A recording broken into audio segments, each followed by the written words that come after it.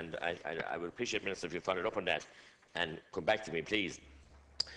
I also believe that in the difficult times that we're in, and the difficult, challenging times that we're in, people are struggling out there in life, and not to go away from the bit, but to agree with Deputy Finlay McGrath that bullying or intimidation of politicians or of any type is unwelcome. We thought we'd moved away from it. And I'd also have to mention, because I'm travelling to my own county this evening, to a very, very sad suicide funeral, and bullied by the state, bullied by the banks and the court system, couldn't handle it. An inland businessman, a family in business for generations.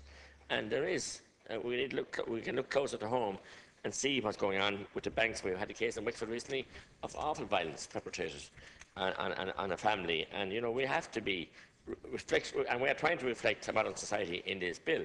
But we also must leave behind that baggage, and we can't allow, as I said before, any third force to be out there destroying people's lives, destroying their will to live and their will to, and the air they breathe. They're entitled to that. As I said, I think it's an attempt at legislating for citizens with different viewpoints. I think we have to do that, and we have to be understanding and acceptable. And I, for one, mentioned earlier the different groups that are not going to be allowed in the Minister's own document and in the bill. The addition to the section provides for the list of bodies which are deemed not to be secular bodies for the purpose of this part. And they're as follows: a political party, I understand that a body that promotes political party or a candidate, a body that promotes political cause. And some people are reflecting here then today that the Catholic Church shouldn't be allowed because of the statements and pronouncements they made. They are leading their flock and entitled to do so, and entitled to make those pronouncements as I'm concerned.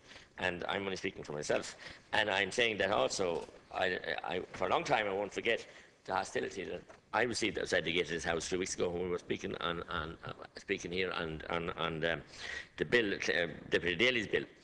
And, these people claim to be pro-choice. Now, I know they were hijacked by an organisation which anybody that wants a legitimate protest these days seem to be hijacked by the same organisation.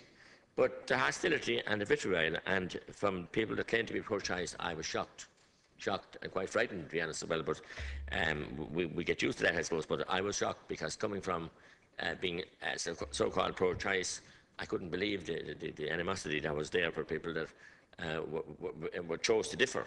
And I think we have to grow up in many areas, and we have to all deal with the issues sensitively and as best we can. And we're trying to do so in this bill, I think. But we cannot be bullied.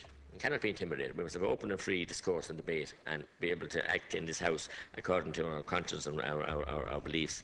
So that's all I say. I wish the bill well, and I compliment the Minister on getting it here and wish her a happy Christmas. Thank you very much, Deputy. Deputy Catherine Murphy is next. Thank you. First of all, I want to welcome and support this piece of legislation which provides for much greater choice for people who want different types of civil ceremonies.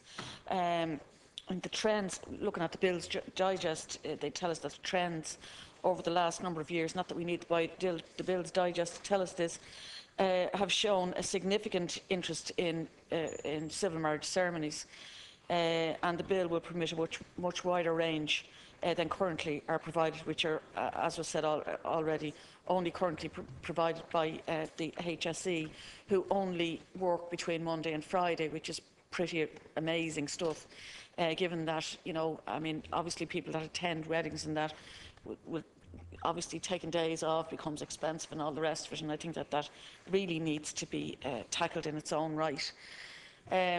In many ways, seeing marriage as a legal contract is also about recapturing our own Celtic traditions, because that's what it was seen as. And marriage is something, and the types of marriages has been something that has evolved over centuries. Irish marriage customs changed radically over time. Up to the 12th century, marriage was provided for by the Brehon laws and was purely a legal matter. A comprehensive legal contract was drawn up, usually between equals, and all long-term relationships were recognised. It was customary for children to be fostered, and the term illegitimate was unknown. Divorce was permitted. Dowries were initially paid to the bride and to her father, and thereafter to the bride on an annual basis for the duration of the contract, which was normally 21 years. Contract failures were enforced by the kin of the aggrieved party. I don't know how it was done, but clearly it was. The customs surrounding these laws generally died out and were fully extinct by the 17th century. And this occurred as British control tightened and extended into the most remote parts of the country. I took that from Patrick Power's book produced by Mercier Press. But it's interesting that we have this kind of notion that that it has been very much if you like, a religious contract going back over centuries, and in fact, I think if you look into it any kind of detail, that it is a changing environment. The practice of the bride's family providing a dowry originated in the upper echelons of society, with the royalty and gentry devising the system to ensure that it got the approval of both families. In many cases, the bride, there was only money to provide a dowry for one person, and people lived very sad lives, and lives that weren't about their choices because of the way society was organised. And in post-famine Ireland, non-inheriting offspring had little or no means of independent income, with no prospect of marriage. Many of them took the emigrant boat, and indeed some of them came back having gone away and earned the dowry and came back and subsequently married. Emigration was seen as a means of escape for those often who were matched with people who were maybe inappropriately aged or whatever, or an elopement frequently occurred when love was not matched with a dowry, or when the selected party was unacceptable to the prospective bride, who had other ideas about who she wanted to marry, and that was from the Marriage Customs from Maria Buckley's book. If you go to the National Library, for example, the Roman Catholic records are held on microfilm. They're regarded as private records because they're a contract between parties rather than a public contract. Church services reflect that. But since the introduction of civil registration in 1864, obviously there was a civil side to it. Indeed, some dioceses, in terms of the church records, you have to write to the bishop to actually go and see the microfilm of the church records, and some of that happens in Tipperary and Kerry, but they're generally available to view. But they're seen as church property rather than public property. I remember going to Belfast to view marriage records of my great-grandparents, and it wasn't allowed to see the record on either side of their records. So it's really important that we do have these public records, and we actually don't see this as something that's just for now. It's an extremely important legal contract, but it's also an extremely important historical record. I mean, one of the main reasons that people marry is because, because of the legal rights it brings, particularly in relation to children, inheritance rights, pensions, and so on and so forth. And I think that we should be encouraging people to enter into those legal contracts, because it leaves less uncertainty, particularly for children. Married people are. Married parents of a child are joint guardians and they have equal rights, but I think that there are things that need to be done in relation to unmarried arrangements where the unmarried fathers very often have very few legal rights. I think rights do come with responsibilities, and if we're doing something on that, I think we equally have got to build in the responsibilities that must be taken. Like, for example, in Australia, you wouldn't be allowed to leave the country if there was money owing in terms of maintenance payments. I think there's a range of different things around marriage that need to be dealt with differently.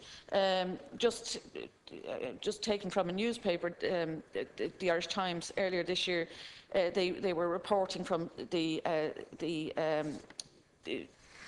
one of the census releases that there'd been a slowdown in the rate of cohabiting couples in Ireland, and Ireland still has one of the highest birth rates in Europe. In actual fact, I think it was revealed today that we actually have the highest in the European Union, and that traditional family remains remarkably stable, with the numbers getting married on the rise, and there's been a slowdown in the rate of cohabiting couples. The availability of civil marriages has played an important part in that, I believe. I think people liked that choice, wanted that choice, and I think this humanist option and some other options are important. I do take the point that it was strongly made and well made by Deputy O'Snuddy that there can be difficulties in terms of who qualifies. But it's interesting to note that cohabiting couples with children tend to be younger, indicating that many go on to marry in later life. And indeed, I remember a report quite recently where it showed that there was, that people, when they had children, tended to marry within 5 years, or a lot of them tended to marry within 5 years. So I think it shows that the legal connection is an important one. The Deputy has 1 minute. Thank you. I think it's really important that it's necessary that any group that is recognised to fulfil these legal obligations is a robust and, a solid organisation, because after all, it's a legal obligation they're being asked to fulfil. When civil registration, for example, was introduced in 1864, even though it was a legal obligation, there was about a 15% attrition rate, and those events went unregistered. It's essential we don't see gaps into the future, and that whatever we do is done in a way that that provides legal certainty and also provides that we have proper historical records. Thank you. Thank you very much, Deputy. I call on Deputy Emma Stagg, who is up to 10 minutes. Carter, I'm pleased to have an opportunity to speak on this Civil Registration Bill 2012. I'd like to thank the members of Shanadairn, in particular Senator Ivana Bacik, for passing the bill in the Senate with the support of all parties and independents. Indeed, the Senate supported the bill on 2 separate occasions. In its first, slightly more simple form, that was brought forward by Senator Ivana Bacik as a private member's bill, and the second version that had been fireproofed, as it were, by the Attorney General and the Parliamentary Council. Due to other pressures in the Attorney General's office, this took longer than expected, and I know there was disappointment at the delay, but what seemed a simple and limited project to me was quite complex, as was breaking new ground and had no precedent. I would also like to thank Minister Joan Burton, who supported the bill and has now brought this bill before the House on behalf of the Government with the assistance of her officials. However, I think that without taking anything from Minister Burton's support, that the bill, when enacted, should be known as the Bacik Bill. The bill is a simple measure, though lawyers will tell you there is no such thing. It will allow the Humanist Association of Ireland to legally perform civil wedding ceremonies in Ireland. That was the simple objective. I would also like to welcome to the House the members of the Humanist Association and offer them my sympathy for the delays that have occurred in finalising this reforming measure. They can now look forward to legal humanist marriage ceremonies in the spring of 2013. I want to put on record my welcome for this reforming measure that reflects the actual change in society outside, as opposed to the slower rate of change in this place. I am aware that, and has been said already, that those who declared to be of no religion in the last census numbered some 270,000 persons, and that number was second in that category to the number of Roman Catholics that were declared. I would like to suggest to those who compile the questions for the census forms that if the questions on religious or non-religious status of the respondent were couched in a less leading manner, then the number would be much greater.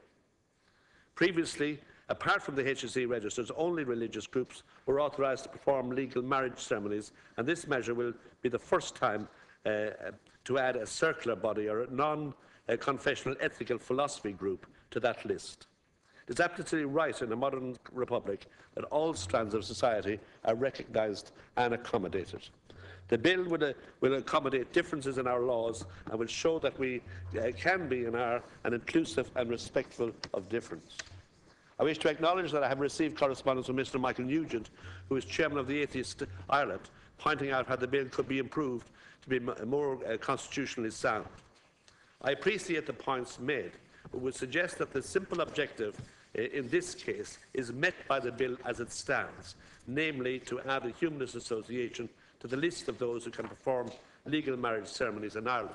And I would warn against looking for perfect, which is very often the enemy of good. The other equality and constitutional issues raised by Mr Nugent can and will be dealt with on a future occasion, and in particular at the Constitutional Forum Convention. Finally, I want to thank Senator Ivana Bacik and Mr Burton for bringing the bill to this concluding stage, and to congratulate the Humanist Association on a successful campaign. Indeed, the decision today will be a suitable season's present for them. Thank you. Thank you very much, Deputy. Now call upon the Minister to make a speech in reply, which shall not exceed 5 minutes. Well, I want to thank all of the deputies who have so warmly supported the bill. Earlier, I acknowledged the contribution of the Seanad in relation to this bill, and specifically the work done by my colleague in the Seanad, Senator Ivana Bacik, and I was very glad to ask the Government to put forward the bill to the Oireachtas to permit the civil registration and solemnisation of weddings by humanists to proceed. I do agree with what Deputy Stagg has said, that sometimes in discussion the best can be the enemy of the good, and I certainly know that in the Senate Deputy O'Snuddick's colleague there, Senator Cullinan, supported the bill very strongly. But in telling us about these various organisations who are religious, I would point out that in the list of religions catered for already in Ireland in relation to solemnising weddings is the Pagan Society of Ireland. And of course there was a bit of a joke going around the Dail yesterday, I don't know whether you heard it, Deputy O'Snuddick, that in relation to the objections by Atheist Ireland, where they wanted a definition of philosophical and non-confessional, it was being said that that wouldn't really appeal to, or that particular one would appeal to Sinn Féin, as I think you indicated, because your leader, Deputy Adams, was seriously opposed to confession, and he's never been in the business of confessing anything, and he's not going to change now. I think that in terms of what this reflects, in relation to the developments in the wider Irish society. The one regret I have, if I may say so, about the bill before the Dáil today is that it doesn't, in fact, allow the celebration either by religious bodies or particularly by humanists of the marriage of two same-sex people. It doesn't permit them to solemnise such a union. We have had a very successful development of civil partnerships, and I think in the years since that legislation passed in this House, that has proven how valuable it has been and how much joy it has brought to many same-sex couples. But I think, we should note that this legislation, as we stand at this point in time, unfortunately does not include the celebration by humanists of or the solemnisation by humanists of same-sex marriages. And obviously that is something that, among other issues, is being referred to the Constitutional Convention. So in time we may perhaps return to the Dáil in relation to that particular point. But I think overall this is very much a reflection of how Ireland has changed, and it's also a reflection in terms of the structure of the bill of what happens in other countries, and that was referred to by a number of deputies, particularly in a country like Scotland, where that has been successful.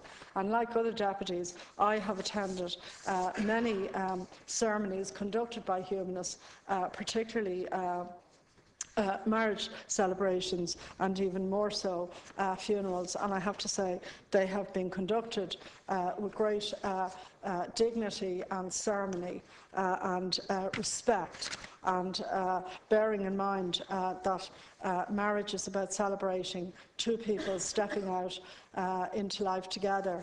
It is appropriate that they should be conducted with due ceremony, due respect and due solemnity. And I suppose another objection or concern I had in relation to some of the material in the Atheist Ireland presentation is that, to be honest, you know, the reason we need to be quite specific about the criteria is if you go to the parts of the United States where the criteria in relation to solemnisers are very, very broad and wide. Essentially, you can be married if you want to by an Elvis impersonator in Las Vegas, and I actually don't think any of us want anything like that here, and I think there is all-party agreement into it on that point. So, you know, the question was asked, why are secular bodies required to fulfil more criteria than religious bodies? Well, the purpose of the bill is to amend the provision of the Civil Registration Act. So the current bill sets out criteria that secular bodies must meet so they can apply to have their members included on the register of solemnisers. The inclusion of secular bodies on the register has not been addressed before, and the legislation is designed to ensure that the institution of marriage is protected by applying a rigorous set of rules regarding the type of body that can be deemed eligible. In this regard, it is important that the criteria should be robust so that the authority to solemnise marriage would only be granted to stable, long-standing and reputable organisations. And I think that is important. So I'm very pleased, as I said, to bring this legislation, this bill before the Dáil today. Thank you, Minister. I must now put the question that the bill be now read a second time. Is that agreed? Agreed. We now proceed to committee stage in accordance with the order of the Dáil today. So we go through each section. Section 1, the Section 1 stand part of the bill. Is that agreed? Agreed. Section 2, that Section 2 stand part of the bill. Is that agreed? Agreed. Section 3, that Section 3 stand part of the bill. Is that agreed? Agreed. Section 4, that Section 4 stand part of the bill. Agreed? Agreed. Section 5, that Section 5 stand part of the bill. Agreed? Agreed. Section 6, that Section 6 stand part of the bill. Agreed? Agreed. And Section 7, that Section 7 stand part of the bill. Is that agreed? Agreed. Section 8, that Section 8 stand part of the bill. Is that agreed? Section 9, that Section 9 stand part of the bill. Is that agreed? Agreed. Section 10, that Section 10 stand part of the bill. Is that agreed? Agreed. That this be the title of the bill, an act to amend and extend the Civil Registration Act 2004. Is that agreed? Agreed. I ask the Minister now to move. Since there are no amendments in the report, we will proceed to fifth stage in accordance with the order of the Dáil. So I ask the Minister to move that the bill do now pass. I move, Ceann Comhairle, that the bill now pass. Is that agreed? Agreed. And the general question is now passed. A message will be sent to the Seanad, acquainting it accordingly. Cormac Malcolm.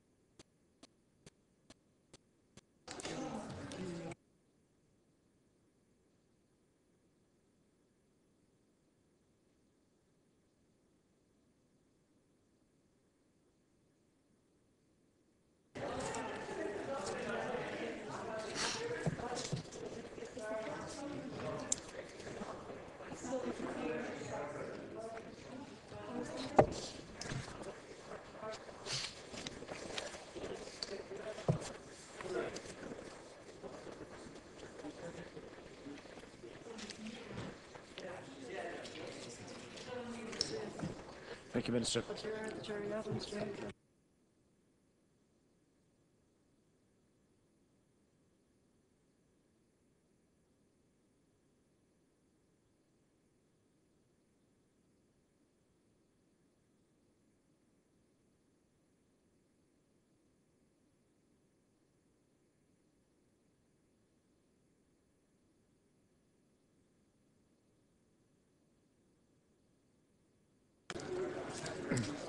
I think we can proceed now with matters selected for topical issue debates. To the Minister for Children and Youth Affairs, Deputy James Bannon has raised an issue, the need to clarify the position in relation to the future of the Family Resource Centres programme. The Deputy has 4 minutes to make an initial statement. Deputy Bannon. Les Ken Corla, I would like to thank the Ken Corla for fitting this important matter into the schedule in what are a very last moments before the Christmas recess. I'm very pleased to have the opportunity to highlight the need for the Minister for Children and Youth Affairs to clarify the position in relation to the future of Family Resource Centre programme, and in particular to the impact of the imminent changes in respect of the policy context in which the family resource centres will exist. Lus Nagrena Family Resource Centres at Granard, County Longford, Bridgeways Family Resource Centre, Ballymahan, County Longford, and Carrifort Family Resource Centre, Ballynacarriga, County Westmeath, and Monsignor McCarthy Resource Centre in Athlone, County Westmeath. Following the move of the FRC programme from the Family Support Agency into the new Child and Family Support Agency, with a commencement date, I believe, to be the 1st of January 2013, Lewis and Green and all the other Family Resource Centres are extremely anxious for assurance that that their work in Longford Westmeath and elsewhere throughout Ireland will continue and not be compromised under the new agency.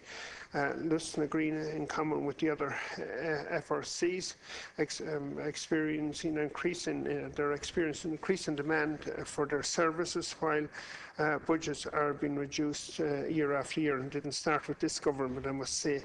The reality of a new agency to support children and families is that it can provide an exciting opportunity to enhance care and services, but this cannot be done without necessary funding. While Lus Nagrena in Granard is delighted to have recently received a grant of $2,000 from the Department of Children and Youth Affairs lottery grant funding, and I'd like to thank the Minister personally here this evening for that, to develop a young women's group. This is a once-off funding and not a long-term solution to the financial need. It is essential that the forthcoming bill on the Children and Family Support Agency recognises the work being carried out by the FRCs and the challenges facing them in the current economic climate. It is now more than ever that their help is needed in the communities they serve. I'm fully aware and grateful for the wonderful work carried out in Longford Westmeath, and I would like to draw the Minister's attention to the following points on which Lus Nagrena and the others are seeking assurances. 1, full support for the continuation of the work of the FRCs in Longford Westmeath, an assurance that the Family Resource Centre National Forum has representation at board level within the new agency, in line with the past involvement with the Family Support Agency. This has engendered a beneficial working relationship between the state agency and the voluntary sector service provider. It is essential that the ethos and culture of the FRC programme be maintained, and this has heretofore focused on delivering family supports in local communities throughout a community development approach. I'm seeking your support, Minister, for a ring fencing of the budget for the FRC's programme. As I have already stated, the cutbacks imposed year after year have placed massive pressures on the FRCs, and it's only through a ring-fenced budget that the integrity of the family support will not be diminished. Leslie Green in Namford, Westmeath, and indeed the other centres across the country stand ready to start a new year under a new agency, which will hopefully see them go from strength to strength. Thank you, Deputy. There are in fact 106 family resource centres in Ireland dating to the 1970s, and they're becoming a formal programme in the 1990s. I do not have to tell you, Minister, about the wonderful work they have done in rural communities such as Namford Westmeath, and I know in Namford Westmeath there's over 50 activities undertaken at the various centres in the county. The FRC core grant was frozen from 2008, and a 5% cut was implemented in 2012. This was despite an ever-increasing rise in demand for services and increased costs. Given the current level of austerity, poverty and indeed exclusion being experienced in deprived communities, frontline services are more important than ever. Thank you, Deputy. You will have a further 2 minutes. I'm finishing off You have now. a further 2 minutes, Deputy. It's essential that these facilities be recognised as flagship programmes in the new Child and Family Support Agency.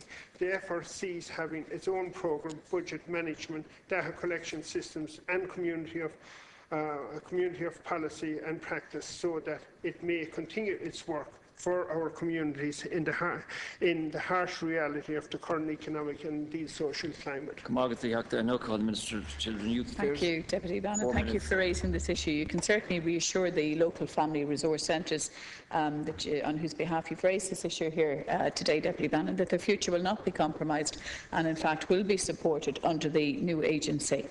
The programme for government commits to a series of reforms in the provision of child and family services, and a key part of the reform is the establishment of the new Child and Family Support Agency, which will be established next year.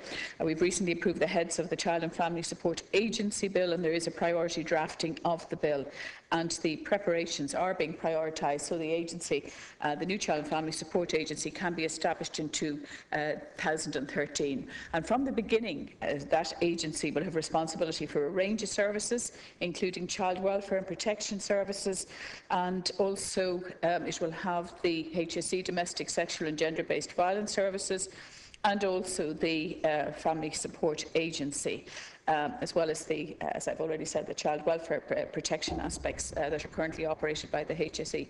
So this is the first time that we will have a dedicated agency with a sole focus on all of these issues, separated out from the HSE. This work and the decision we've taken here has been informed by the work of the task force, which met all of last year and which published its report in July. And I agree with the task force recommendations that the agency should be as broadly based as possible and should include a range of prevention, early intervention, family support and therapeutic care interventions. The work of the agency will include a particular focus on the provision of those services which will help prevent problems arising for a family. So identify those problems at an early stage, and which will assist children and families in managing serious problems which require interventions beyond their own resources. So it is my intention, therefore, that the Family Support Agency will have a strong role in supporting, obviously, families and communities. And the 106 family resource centres in place across the country, including those which have been mentioned by you, Deputy, in the counties that you've mentioned, you know, they will play a strong role, and the responsibility for the current programme is operated by the Family Support Agency, and that will transfer to the new Child and Family Agency upon its establishment. And we'll certainly build on the excellent work that these resource centres have been undertaking with families and communities throughout the country. I've seen many of them firsthand. I've seen the work that they've done. You've mentioned the range of 50 programmes in the resource centres that you're bringing to our attention today. And I fully support that work and want to see it continuing in the new agency, alongside the child protection work, which will be done as well. They're two sides of the same coin and both very important. I do want to say, as far as funding is concerned, the Family Support Agency, like many other state bodies, has been asked to make savings across all the programmes it administers. It has been required to achieve savings of 5% per annum, 2012 to 14, on the cost of the Family Resource Centre programme. I mean, this is tough on the agencies. I do recognise that, on the centres, but it is less a cut than many have been asked to take in the current climate in order to get our finances right.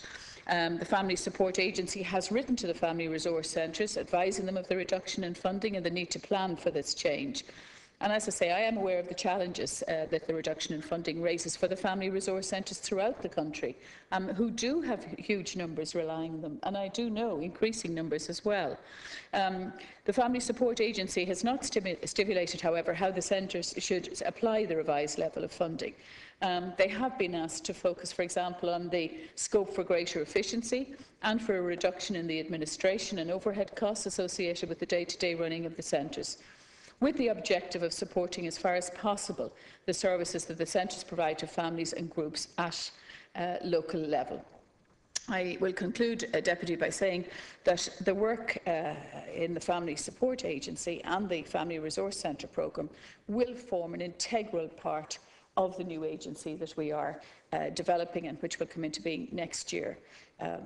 Supporting families at all stages of their lives, particularly during more difficult times, is at the core of the work of family resource centres, and this complements the priorities of both my department and the new agency.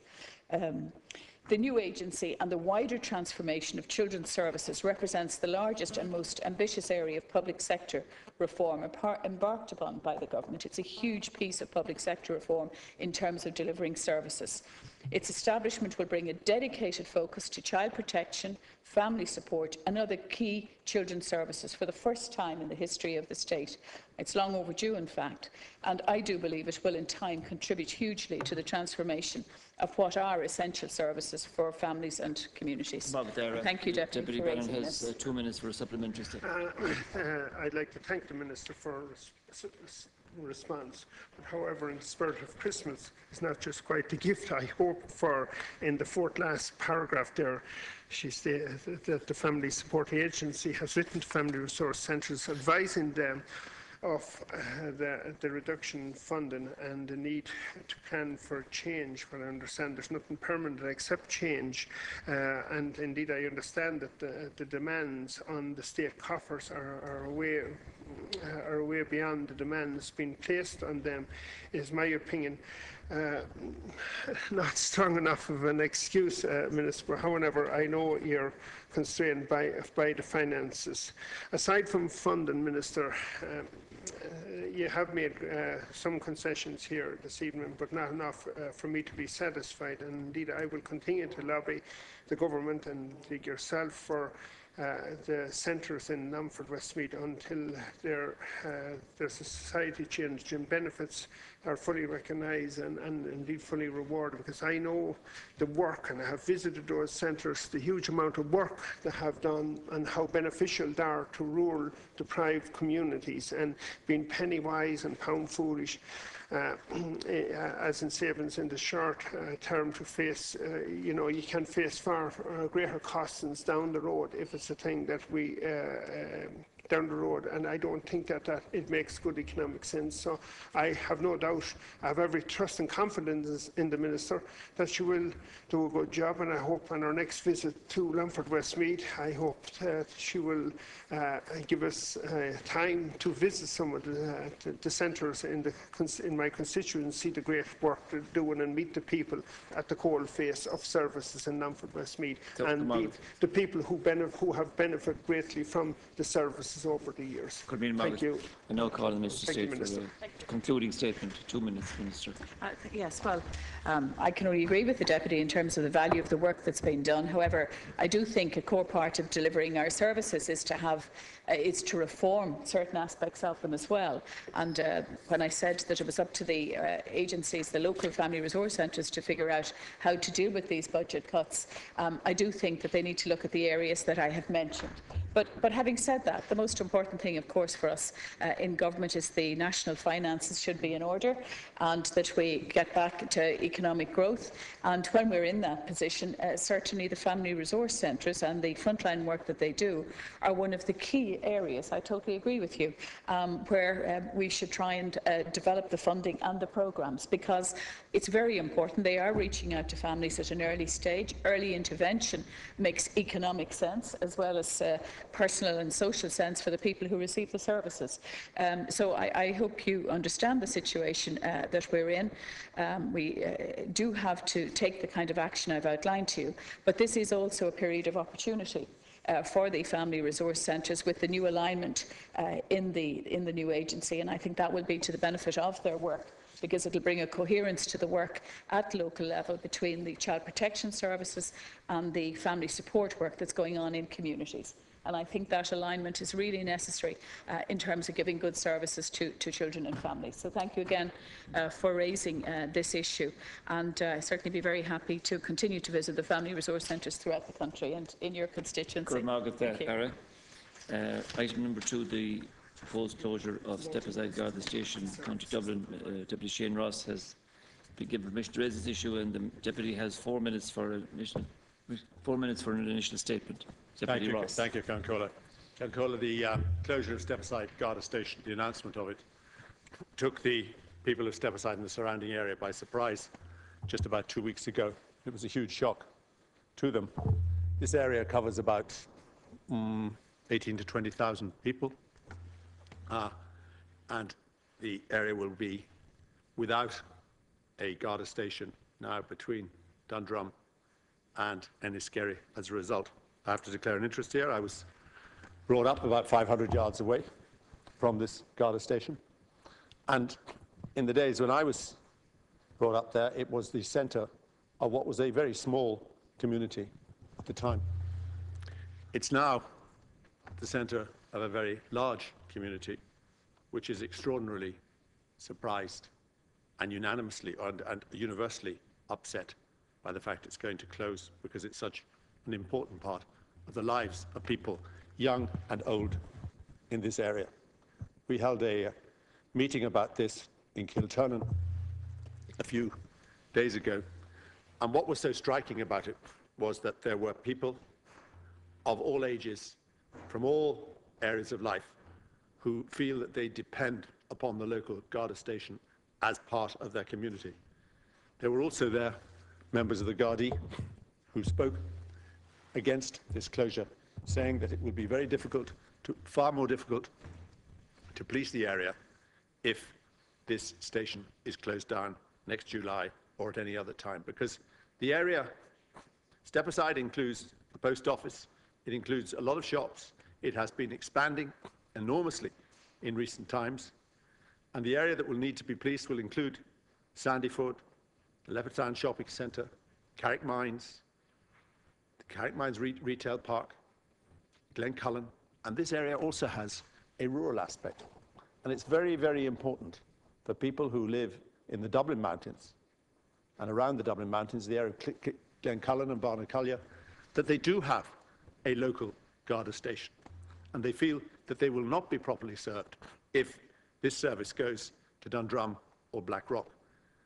I know that the thinking in the department is said to be that it'll be just as well policed now, because in fact there will be speed there will be a large number of Garda cars able to service the area. But the difficulty here is the distance, the traffic, the problem with getting from Dundrum out to Kilturnan in a short period of time. 1 minute. That is going to be the real problem. And this Garda station, which includes 30 Gardaí, will have to be removed What's going to happen to it, I don't know. But the result of that meeting, I don't know if the Minister heard about it, was that there was a unanimous demand that this be kept open. And I welcome the presence of Deputy Matthews as well, who I know is also against the closure. Thank you. I now call the Minister, who has 4 minutes for the Well, I'd like to thank reply. Deputy Ross for raising this issue. I, of course, fully appreciate the sensitivities around Garda station closures, and having dealt with the issue at great length in the House during question time just over a week ago, this topical issue debate provides me once more with an opportunity to set out in clear and unambiguous terms the objectives of the programme of consolidation of the Garda station and district network. The Garda stations to be closed in 2013, 100 in total, are the result of a comprehensive operational assessment carried out not by me, but by the Garda Commissioner over the last 12 months. The policing plan for 2013, which I laid before the House 2 weeks ago, outlines the Commissioner's proposals for the continued reorganisation and consolidation of the Garda station and district network. It's important to put the consolidation of our Garda stations into context. Up until this year, 2012, the Garda station network was essentially the same as the Royal Irish Constabulary network in 1922, comprising 703 Garda stations. Such a large-scale static deployment of resources is no longer appropriate in the present day with the transport and communications infrastructure which has been transformed. The Garda Síochána have a class-leading police computer system, a state-of-the-art digital radio system, and a transport fleet which is currently receiving significant investment. The new Garda roster being piloted across the country provides a better match between Garda availability and policing demand. All of these developments enable the Garda Síochána to be more mobile, responsive and flexible, and to deliver a more effective policing service. After the closures in 2013, there will still be 564 Garda stations in the state. That will still be significantly more than comparable jurisdictions such as Northern Ireland, where there are presently 86 police stations with a population of 1.5 million people, and where it is planned to further reduce this number, or Scotland, with around 340 police stations for a population of 5.2 million. In contrast to previous governments, this government has chosen to increase the effectiveness and efficiency of the Garda Síochána by enabling and supporting these measures, which are bringing the organisation, structures and service delivery in the Garda Síochána up to the highest possible standard.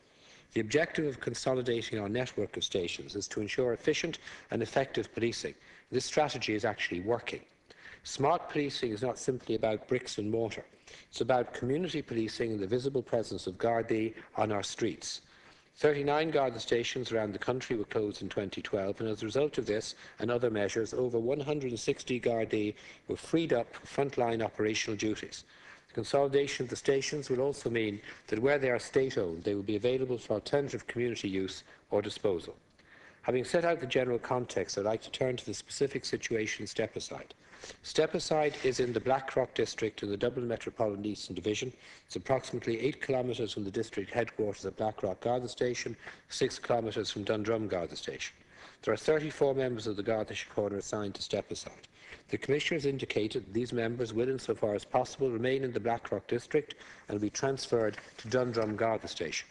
The freeing up of Gardaí from desk duties in Stepaside Garda Station will in fact increase the number of Gardaí available for frontline policing to the benefit of the community in Stepaside. Contrary to what Deputy Ross stated, he has a quite odd view of policing. He seems to think that all of the Gardaí simply sit in the station and do nothing until someone phones, and he makes reference to the distance from Dundrum. Quite clearly, members attached to that Garda station will assume policing duties across the entirety of the area, including Stepaside, and Gardaí will be out in patrol cars, and there will be more Gardaí available to engage in policing rather than sit behind desks in the building. Local Garda management will shortly commence the process of engaging with staff interests and local communities through partnership processes such as the joint policing committees and other fora to advise them of the revised policing arrangements for the Stepaside area. The Commissioner has clearly indicated that he is confident that the implementation of the restructuring proposals contained in the 2013 policing plan will not lead, and I emphasise that, will not lead to any diminution in the service provided by Garda Síochána. The move towards more centralised services will facilitate the introduction of enhanced patrolling arrangements, which in turn will provide increased Garda visibility, as well as maintaining existing Garda links with communities throughout the country. The objective will be to ensure the best possible policing service will continue to be provided in our communities. The Commissioner has concluded, and I fully agree with him, that resources could be better deployed by closing some Garda stations and reducing the public opening time of others at off-peak times. As a consequence of additional Gardaí being freed up from desk duties, there will increase in the number available, as I've said, for frontline policing. Despite our financial difficulties, we were able in 2012 to acquire 213 new Garda vehicles at a cost of €4 million, and I'm pleased that in 2013 a further €5 million is available for the purchase of additional Garda vehicles. The modernisation of the Garda fleet is a crucial part of ongoing reform and is crucial to good policing in local communities and Gardaí being available in the context of patrolling local communities, and that applies to the step-aside area as it does to other areas in Dublin South. I am determined as Minister for Justice that the resources of our Garda Síochána are used in the best, most effective and efficient way. I believe the Commissioner, Martin Callanan, is doing an excellent job in bringing about the modernisation and reform of our Garda Síochána, and I support him in that work. And insofar as any member of Step-Aside Garda Station has said that the area, that it will be more difficult to police the area, that is not the view of the Commissioner. And let's be frank about this. If any individual has a difficulty with criminality in their area, they phone the Gardaí. And it isn't the Garda at the end of the phone sitting at a desk who rushes out at the Garda station to provide the necessary policing assistance. That is provided through Gardaí in patrol cars getting to the location where difficulties have occurred. There is nothing occurring that will in any way result in a diminution of the policing efficiency in Step-Aside. In fact, the Step-Aside community will benefit from the fact, firstly, that there will be new and more modern patrol cars available, and secondly, from the general increase in the number of guards available to engage in frontline policing, whether it is in crime prevention or crime detection. Deputy Ross, 2 minutes for a supplementary statement. Thank you. 2 minutes.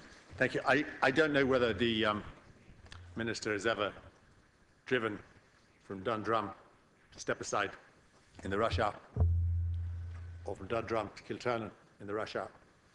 But as he says, it's between 6 or 8 kilometres away.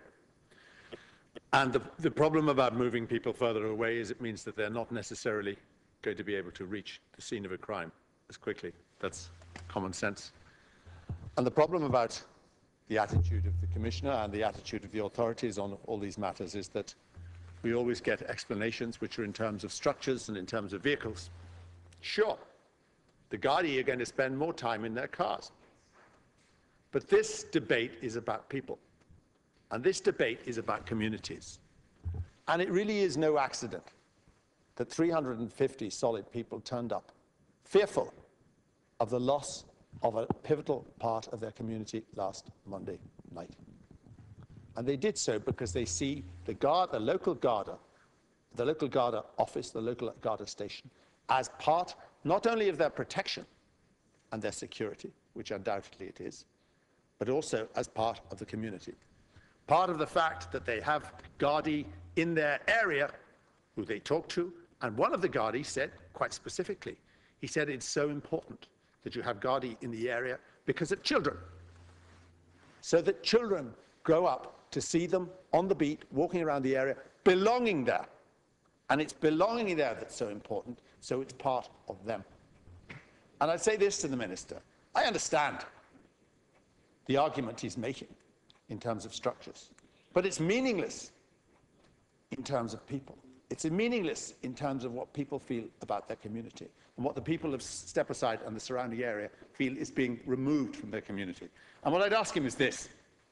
Would you, in deference to these people, would you meet a group from this community who want to express their views, who I will bring in to see you on this particular issue, so that you can hear what they have to say? Thank you, Deputy. I call on the Minister 2 minutes for a concluding statement. That I'm well able to meet people from my own constituency without it being necessary for him to troop them into me. And equally could I say to Deputy Ross, and as he well knows, he's choosing to ignore what I said earlier. Deputy Ross seems to have a very odd view of policing. He seems to think there's a large number of members of the Garda Síochána just sitting in Dundrum Guard Station waiting for a call. That isn't what policing is about. Deputy Ross is choosing to make an argument that has no credibility. I'll reiterate what I said earlier. What this does is free up Gardaí for frontline policing. What this does is reform the Garda Station network. What this does and will continue to do is ensure that the step-aside area, as well as all other areas in South Dublin, are properly policed, that there are patrol cars out on the roads, but not patrol cars all parked in Dundrum Garda Station awaiting a phone call, and that there are Gardaí on the beat engaged in community policing. The difficulty with Deputy Ross's position on this issue, like so many others, is he's the serial protester who is opposed to any innovation and reform, anything that could result in the more efficient use of resources. In other areas, he castigates government for not being efficient. But it is extraordinary how, whenever something is done to introduce efficiencies, he always has a reason to oppose it. Now, this is about people, and I agree it's about people. And I think it's regrettable that Deputy Ross called a meeting which was designed to create alarm. It was a meeting for his own political purposes. If Deputy Ross had an interest in me as Minister for Justice addressing the meeting, he would have advised me of the meeting and I'd have been happy to have attended. I wouldn't unilaterally intrude on a personal meeting that he arranged. But it suited the deputy to arrange it in that way because it was a crass piece of local party politicking designed for his own personal benefit and designed and intended to create alarm and concern for individuals who have no reason to be alarmed or no reason to be concerned, because what we are doing here, and I reiterate it, is using our police resources wisely. No crime is prevented by the existence of bricks and mortar and a Garda sitting in a Garda station. Crime is prevented by Gardaí being out on the beat, by patrol cars being out and available, by patrol cars having the facility to come to people urgently when difficulties arise. Thank you, Minister. And the reality in this case is that this is part of crucial reform that will ensure for people in step-aside that they have the policing service to which they're entitled, and that we use to the maximum possible extent our well-trained Garda force to engage in policing and not be confined to desk duties. Thank you. Okay. Please, Deputy, we have to go. No, sorry. We have to move on. Sorry. We have to move. Minister, we have to move on.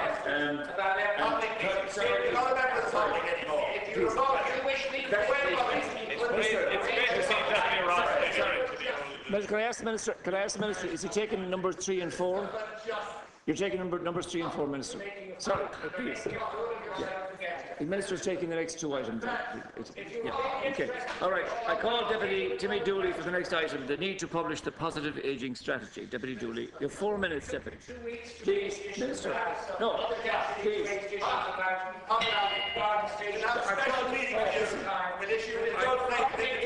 call Deputy Timmy Dooley. Please, no. Minister. Deputy Dooley has the floor. Well, that's 4 minutes. I'd be very happy to let two intellectual beasts of this House. Well, I wouldn't you see, Deputy. Oh, well, then I certainly won't do your job for you, but it would be entertaining to hear the two intellectual beasts deal with the local parish pump issues. It's great to hear them in touch with reality for a change. I want to thank you, Clon Corla, for the opportunity to raise this important issue, one which I believe is of some national importance. It is the last Dáil sitting day of 2012. And sadly, the long-awaited positive ageing strategy continues to be just that, long-awaited. There has been numerous false dawns signalling the imminent publication of this strategy, but the most concrete assurance was by Minister of State Lynch herself. Initially, it was to have been done last October, but definitely to have been before Cabinet for approval by the end of the year. Now, to the best of my knowledge, there isn't another cabinet meeting before the end of the year, but maybe the Minister will enlighten us in that regard, and maybe if there is that cabinet meeting, he'll be able to resolve the step-aside issue as well. Now, is it possible that part of the issue may surround the resourcing within the Minister's department? I suppose, in other words, the Office for Older People section. There seems to be some issues there. Have many people left that section? Have they been replaced? Is there sufficient policy personnel available to work on this particular issue? There seems to have been a policy development personnel across the department, and I would have thought that they would be available to assist in the drafting of this strategy under the guidance of the Minister and indeed the Government. Why has there been no tackling of this resource issue, which I understood would be in accordance with the Croke Park Agreement? There simply seems to be no great urgency by this Government in dealing with this issue. If there was, this would have been done. This would have been published by now. It seems to me that perhaps Minister Lynch holds too many portfolios. Unlike the previous Government, there is no dedicated Minister for Older People appointed by this Government. Indeed, when the current Government was initially appointed, the portfolio wasn't even awarded. A stopgap solution was put in place to handle the fallout around this oversight, that of older people. And the tag was shoved onto the end of the Minister's extensive list of responsibilities and portfolios. The fact is that, strategically, this is a key policy area for future planning. And if we are anticipating the future ageing of the population and pension issues as a looming crisis, which I believe we are and we should, then we are